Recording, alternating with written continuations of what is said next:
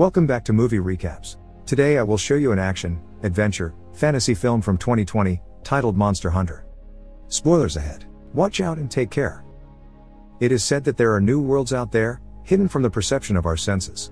In this particular new world, humans coexist with a wide variety of large and savage monsters. There's also a mystical tower in the middle of the desert that is always surrounded by black clouds and lightning, and that's where a sand ship led by the Admiral is currently sailing to. Their trip is suddenly interrupted, however, when they're attacked by a monster that lives in the dunes called Diablos.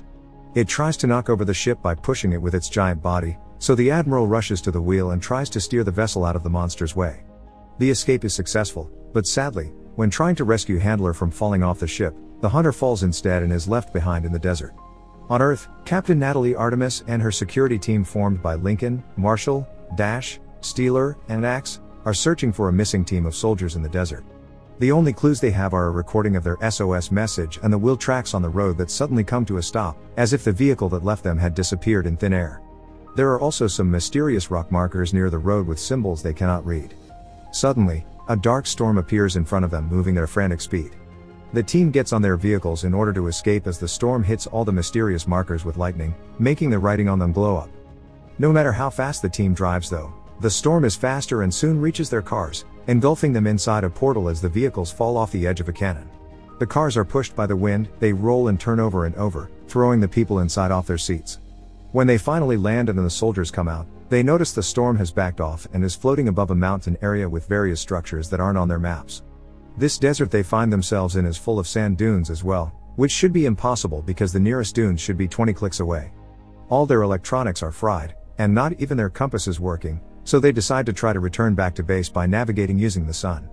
Axe tells them to wait, however, when he finds something, it's the cars used by the lost team. There are bodies next to them, burned to such an extreme that couldn't be accomplished by a flamethrower.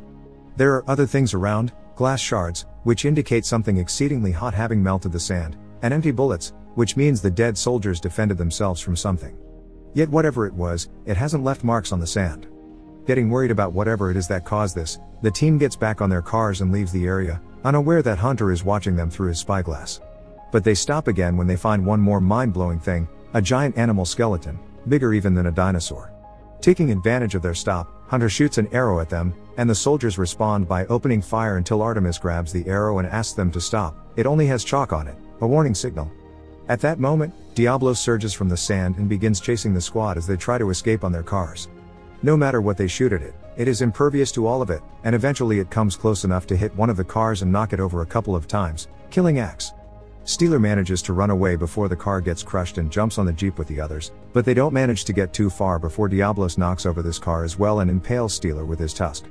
Right before dying, he throws a couple of grenades at the monster, which don't hurt him but offer an opening for his team to hide among the rocky formations. As Hunter shoots a smoke arrow at Diablos to slow it down, the squad enters a cave with an entrance too small for the monster to follow them, so it gives up for now and leaves. Dash starts to panic about their situation, but Artemis, as a leader, gives out orders and tells them they'll be good soldiers and survive as such. Her words are interrupted, however, when she's suddenly taken by a spider-like monster called Nerskylla, which stings her and injects her some paralyzing venom before dropping her and running away when the soldiers start shooting at it. Marshall and Lincoln try to give Artemis CPR to no avail, and Dash begs them to get going, because more Nersyllas are coming out now that night has fallen. Assuming Artemis is dead, Lincoln, Marshall, and Dash leave the cave as they continue to fire at the monster with the help of Hunter, who is shooting explosive arrows from atop a cliff and must run away when a Nerskylla comes after him. Dash trips and falls, delaying her group's escape. This gives one of the monsters the opportunity to attack from above and capture Marshall. While Hunter hides in his secret cave lair, Artemis wakes up, feeling rather dizzy. She can hear her teammates' screams coming from outside, but she soon is knocked out again when a Nerskylla finds her. The next time she wakes up, Artemis is inside a cocoon in the Nersylla's nest, which luckily is thin enough for her to tear off with her bare hands. Once free, she notices she is surrounded by bones and more cocoons holding the bodies of Dash and Marshall. Fighting off the dizziness and the pain, Artemis picks up her teammate's fallen pouch and retrieves 2 flares, an oxygen can, and a bunch of bullets. Using one of the flares as both defense and light, she walks down some kind of hallway made of spider web and is suddenly startled by Lincoln, who can't feel his arm and is suffering from chest pain. Unaware that the monsters are following them, Artemis helps Lincoln walk towards an exit when her flare goes off. In the time it takes her to turn on the other one, a Nerskylla appears in front of them, which Artemis keeps at bay with her new flare. Things get complicated though, when Lincoln feels more pain on his body and tears off his shirt only to find out there are hatching eggs on his wound. The Nerskylla grabs him and takes him away, and when it tries to do the same with Artemis, she lights it on fire by combining the flare with the oxygen can, causing the whole nest to burn. Artemis starts climbing towards the exit and she almost makes it when a Nerskylla grabs her leg and drags her back in, so she frees herself by throwing the bullets she salvaged into the fire, making them explode. When she finally comes out of the cave, it's morning, and the sunlight prevents the Nersyllas from following her. After having a freak out about the crawling sensations on her body, she cuts open a bullet she finds on the ground and pours the gunpowder on the wound on her ankle, then she hits 2 rocks together to create a spark and ignite the powder, effectively cauterizing the wound. Afterward, she goes up the hill to get a better understanding of the area, but she only sees desert all around her and the storm that brought her here far on the horizon. That could be her key to returning home, but there's something she needs to test first. She throws a rock and throws it in the sand, causing Diablos to come out with a furious roar and leave quickly when he doesn't see her. Artemis continues her exploration of the rocky area while Hunter follows her from afar and finds a shipwreck, which for a second makes her think she may find water, but the keg only has sand in them. When she enters the remains of the ship, she is jumped on and grabbed by Hunter from behind, but she reacts quickly and begins a hand-to-hand fight. Both of them are incredibly skillful fighters that keep each other on their toes, but while Artemis manages to stab Hunter on his shoulder with his own knife, he still manages to overpower her and win the fight. After tying up her hands, he takes Artemis to his cave lair, trying to make her walk faster before night falls and the spiders come out again. Artemis falls to the ground and picks up a glass shard without him noticing before she's picked up again and taken away. At the cave, Hunter drinks some water from a special contraption he made and eats moss from the rocks, but he doesn't share anything with Artemis, and when she tries to talk, he makes her stay silent because the Nersyllas are outside, trying to dig their way in. Afterward, Hunter makes a special salve for the stab wound on his chest and prays to 2 little figurines he carries with him, unaware that Artemis is only pretending to be asleep and is actually working on cutting the ropes on her wrists with the glass shard. The next morning, Hunter goes out to check on the storm and the monsters, and when he returns, he doesn't find Artemis where he left her, falling for her ambush. After hitting him and tying him up, she tries to drink from his water, but he kicks off the contraption so she can't have it. They cannot communicate because they speak different languages, so Artemis responds by destroying his little altar, which makes him furious. Hunter jumps on her and they begin to fight again, and all the moving around and rolling takes them out of the cave. Since they can't control the rolling, Hunter falls into a hole that takes him to the Nersyllas' nest, but Artemis catches him just in time and drags him back up before cutting the ropes that tie him off. Trying to show she isn't his enemy, she offers him some chocolate as a peace offering, which he tries and loves the taste of. In return, he lends her his water skin, which she drinks from before following him to the edge of the hill area. There, they manage to communicate a little. They both want to go back into the storm, but Diablos is in the way. Artemis thinks they should go back to her military cars and retrieve their weapons, but Hunter disagrees. Guns are useless against monsters. Instead, he takes her to the entrance of the Nersyllas' nest to explain his idea. If they can kill a spider and take its poison, they can use it to defeat Diablos. Artemis agrees, calling it using a monster to kill another monster, and reluctantly accepts to be bait. As the sun goes down, she moves to stand in the middle of the rocky area and sings an army song to attract a Nerskylla's attention. The plan works, and when a spider shows up, Artemis runs in the direction of the trap they had set up. The Nerskylla steps on a rope that captures her, and Hunter uses the chance to jump from above with her giant sword and cut its head in half.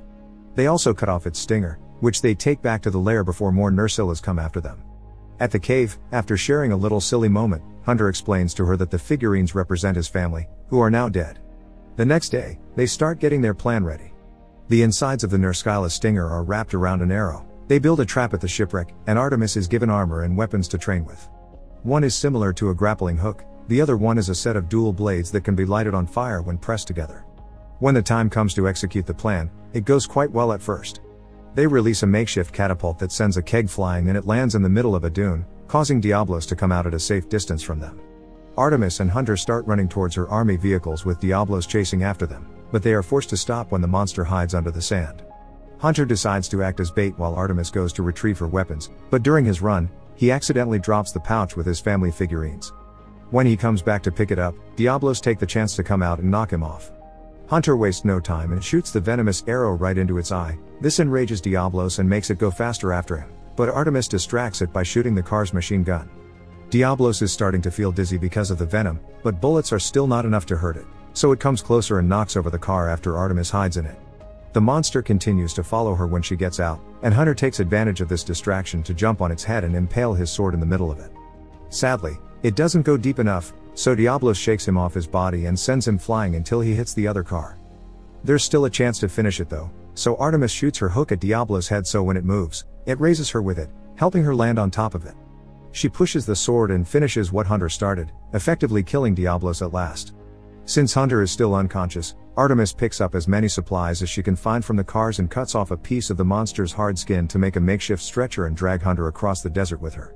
After many hours, the wind starts picking up and gets them in danger, so Artemis puts up a tent around them and uses the emergency army kit to keep his heart beating. The sandstorm eventually goes away, leaving them buried in sand, but thanks to the tent, they both survive and easily get out of the resulting dune. After another long walk, Artemis and Hunter make it to an oasis, so they decide to stop to take a break. The area is populated with tortoise-like creatures called Apsaros, which Hunter explains are herbivores, so they don't need to fear them. When Artemis comes closer to the water to drink, another monster called Cephalus comes out of it to attack her, but Hunter kills it with a swift swing of his sword to later roast it over a fire. Night falls after the pair have had their dinner, and they are startled by a sudden fire burning the oasis. There's another monster attacking, one bigger than all the ones they've seen so far, Rathalos, a fire-breathing wyvern.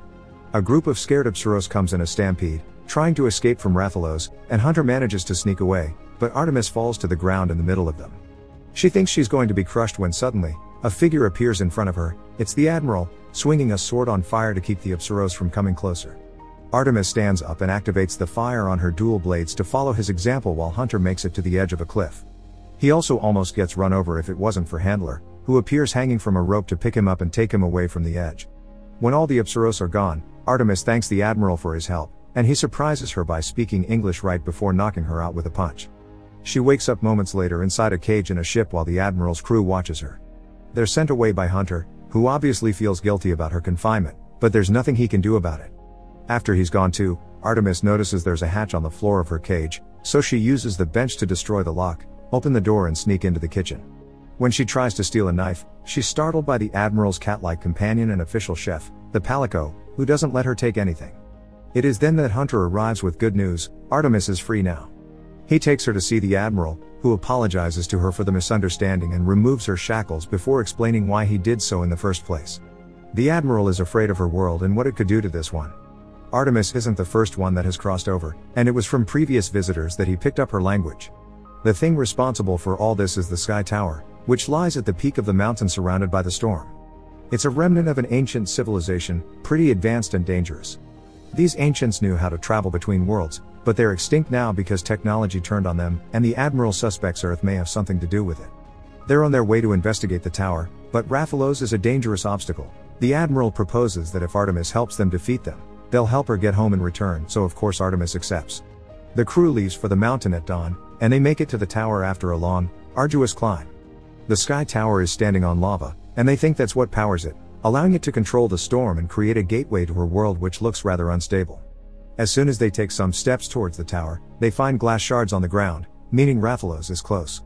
After the Admiral reminds them the wyvern is weak right before it breathes fire, the team splits and gets ready to fight. Rathalos burns some of the members of the crew before landing between them and the tower. The Admiral is the first one to go after it, with Artemis and Hunter following him closely, all of them having their weapons on fire to be able to do any damage.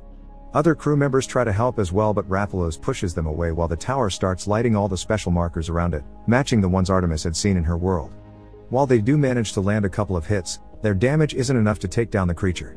Rathalos chases Artemis with fire until she's forced to jump off the cliff, only to fall into a portal and land back in her world. An army rescue group appears to help her, claiming they've been looking for her unit for a while. After putting her on a stretcher and taking her to their plane, they take off, but they don't manage to go too far. The storm appears above them again and Rathalos comes flying into this world. The monster destroys the plane and makes it crash before going after the other vehicles. Not being bothered by the shower of bullets, the soldiers are shooting at it and killing them all by breathing fire on them or even eating them. Artemis, who's managed to survive the crash, sees all this and comes up with a plan. After grabbing 2 flares from the wrecked plane, she runs towards Rathalos and shoots her hook at its wing, stabbing it with his knife when she is dragged closer. This enrages the beast, which is about to breathe fire on her for what she did. Artemis uses this chance to light the flare on fire, burning her hand on the process, and tosses it into Rathalos' open mouth, burning it from the inside. Sadly, this is still not enough damage to kill the monster. It raises again, ready to attack Artemis, but it's interrupted by Hunter, who starts shooting some of his explosive arrows. One of them manages to get inside Rathalos through a wound left by the flare, and this is the final hit needed to kill the beast at last. The Admiral arrives after that, telling her they came because they couldn't let the monsters destroy her world. The Sky Tower has opened another portal, and there is a creature called Gore Magala on top of it, so Artemis decides to go back to the other world with them to destroy the tower and end this cycle once and for all. She, Hunter, and the Admiral go after the new monster, pushing it back into its world as the Chef Palico joins the fight. Unknown to them, a mysterious cloaked figure observes the battle from the top of the tower.